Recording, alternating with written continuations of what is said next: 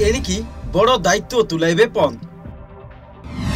अधिनायक हेबे ए wicket keeper batsman. खूब शीघ्र हो पारी घोषणा। भारतीय क्रिकेट रे अधिनायक को नहीं चर्चा जारी रही।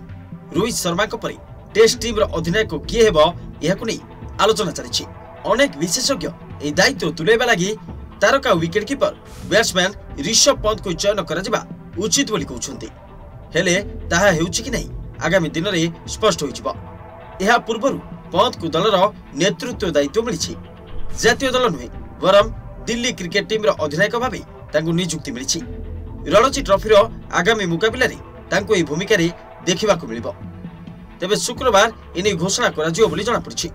रणजी ट्रॉफी ग्रुप पर्याय 23 जनवरी पुणी थे आरंभ होउछि। एथिरे टीम इंडिया रो किछि नियमित खेलाड़ी मध्य खेलिबाकु जाउछन्ती।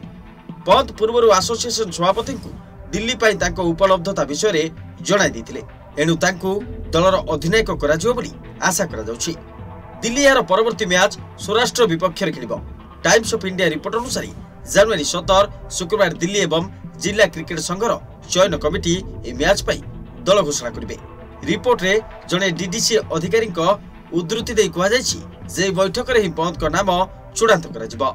इस समय मध्यरी 38 जणिया संभाव्य दलरू ए मैच पाई दल चयन करा जिवो। वर्तमान ए दल को केवल परवर्ती मैच पाई चयन करा जाउछि। एहा परे मध्य दिल्ली को ग्रुप पर्याय रे शेष मैच खेलिबा को पड़िबो, किंतु पंत को एथिरे खेलिबार कोनोसी संभावना नाही। Report deadline Odisha.